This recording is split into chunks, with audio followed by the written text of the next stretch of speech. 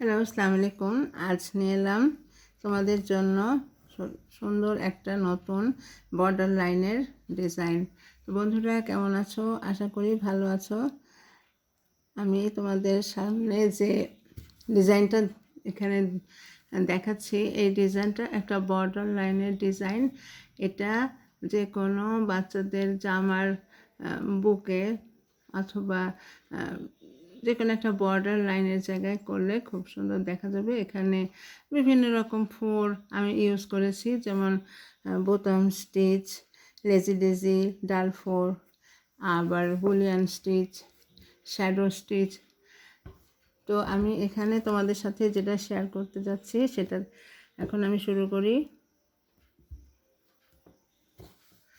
যেখানে তোমরা দেখতে পাচ্ছ যে আমি এটা বুলিয়ান স্টিচ দিয়ে পাপড়িগুলো করব।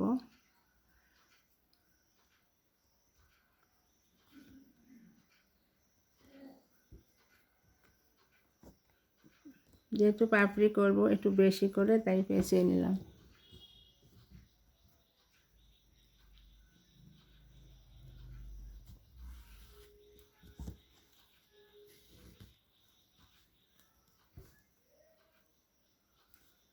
যে এটা এইভাবে এখানে আমি এখানে দেখতে পাচ্ছ যে এটাকে সুতাটাকে টেনে দিলাম, দিয়ে এই যে এখানে পাপড়ি হয়ে গেল। এখন আমি এটাকে এখানে আটকে দেব।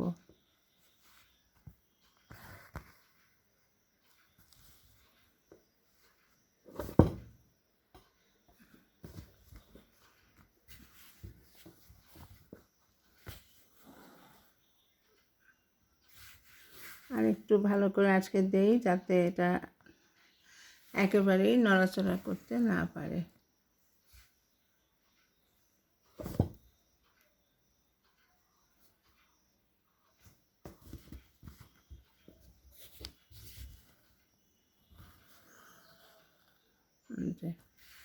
এখানে এটা হয়ে গেল।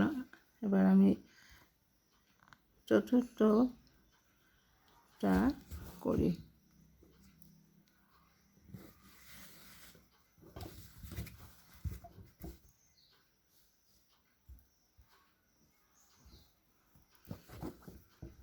এখন এই যে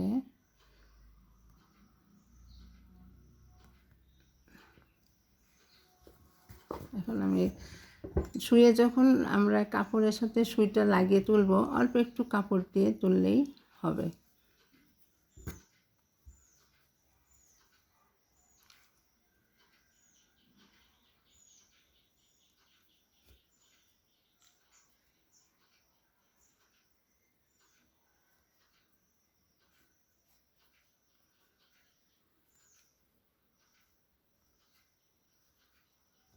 যেইভাবে এটাকে আস্তে আস্তে,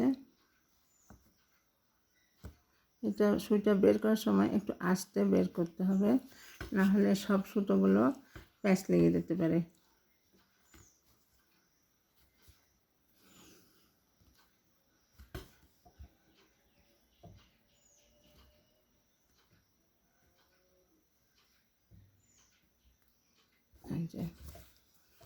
দেখতে পাচ্ছ যে এইভাবে আমার পাপড়িটা হয়ে গেল। এখন আমি এটাকে আবার আগের মতন করে একটু আটকে দিব, না হলে এটা নড়ে যাবে।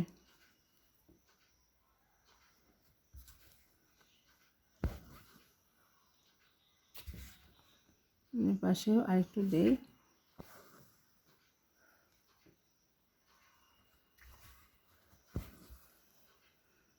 যে দেখো, এই যে পাপড়িটা কমপ্লিট হয়ে গেল।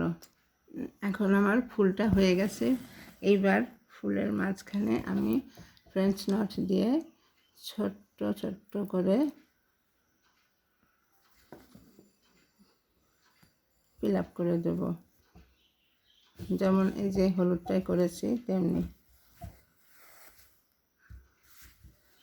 এইভাবে করে সবগুলো সবগুলো ফুলের মাঝখানে আমি এই কাজটা করব।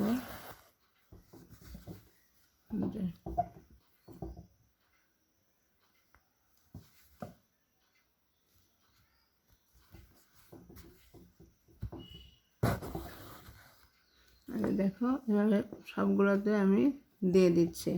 এই যে দেখো আমার বর্ডার লাইনের কাজটা কমপ্লিট হয়ে গেল।